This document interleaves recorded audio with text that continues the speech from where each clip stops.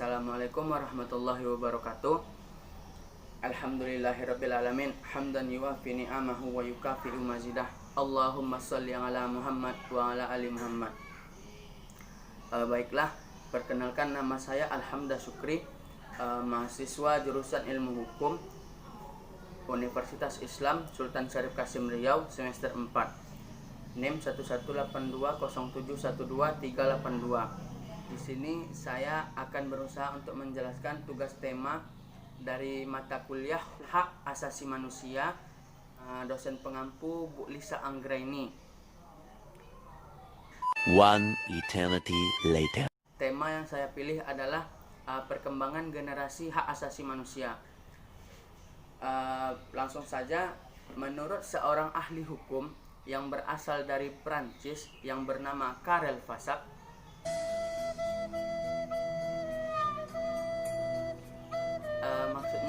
Karel Vassac, dia mengklasifikasikan perkembangan generasi HAM menjadi 3 generasi. Pertama adalah generasi perkembangan HAM pertama, generasi kedua HAM, dan generasi ketiga HAM. Yang mana pendapatnya ini didasarkan pada slogan revolusi Prancis yang terkenal. Isinya adalah kebebasan, persamaan, dan juga persaudaraan. Kemudian pada dasarnya setiap generasi ini mempunyai titik berat atau titik fokus yang berbeda-beda. Yakni generasi pertama HAM, dia menitik beratkan kepada kebebasan. Ini dapat dilihat dari hak-hak sipil dan hak politik. Kemudian generasi HAM kedua ini menitik beratkan kepada persamaan. Ini juga bisa kita lihat dari hak-hak ekonomi, sosial, dan budaya atau ECOSOC. Kemudian generasi HAM ketiga ini menitik beratkan kepada persaudaraan. Ini tercermin dari hak solidaritas dan juga hak kelompok. Kemudian saya akan berusaha untuk menjelaskan sedikit beserta contoh dari 3 generasi HAM tersebut. Baiklah, generasi HAM pertama.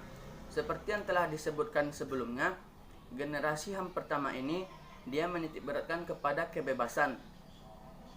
Yang ini berisi tentang kebebasan hak asasi manusia, kehidupan berpolitik. Contohnya itu bisa kita lihat dari hak-hak kehidupan, hak-hak atas kesamaan di mata hukum, hak atas diadili secara adil, hak untuk memilih agama, dan hak untuk memilih dalam pemilu.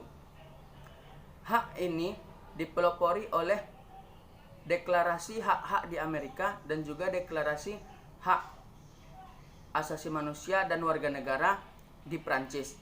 Ini pada abad ke-17 dan 18. Dan hak generasi pertama ini juga disebut dengan hak-hak negatif, dikarenakan dia mensyaratkan bahwa tidak boleh ikut campur, baik itu negara, baik itu pemerintah, maupun itu orang lain. Karena pada hakikatnya hak asasi manusia ini ditujukan untuk memberikan kebebasan kepada individu, sehingga individu tersebutlah yang berhak menentukan. Kemudian kita masuk kepada generasi kedua HAM. Generasi kedua HAM dia menitik beratkan kepada persamaan, yaitu bisa dilihat dari hak-hak ekonomi, sosial, dan budaya. Generasi kedua ini muncul pada abad ke-19 setelah generasi pertama tadi. Dan ini muncul dikarenakan sebagai respon atau tanggapan terhadap terjadinya kemiskinan dan juga eksploitasi, yang mana eksploitasi dan kemiskinan ini dipicu oleh adanya revolusi industri. Contohnya itu bisa kita lihat, hak yang harus dipenuhi itu adalah hak atas pangan, hak atas tempat tinggal, hak atas kesehatan, dan juga hak-hak ini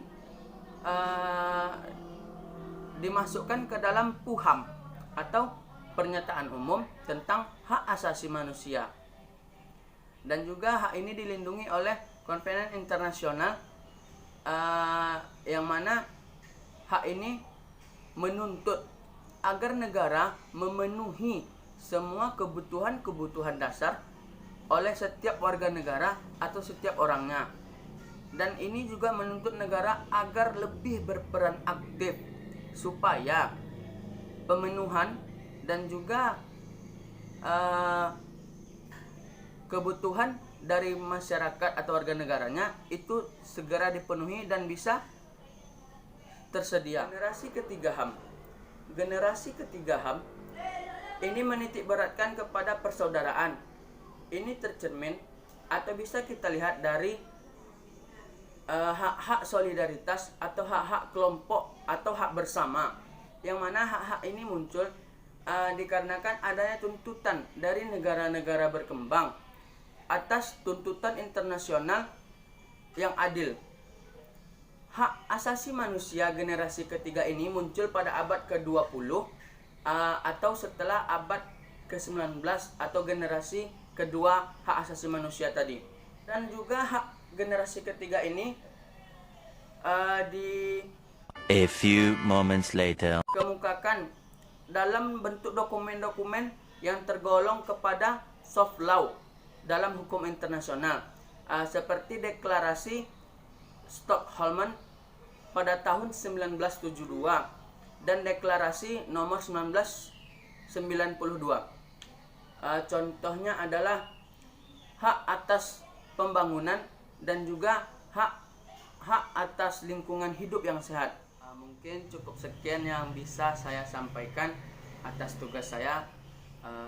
Apabila ada kesalahan atau kekurangan, saya mohon maaf. Akhir kalam, assalamualaikum warahmatullahi wabarakatuh.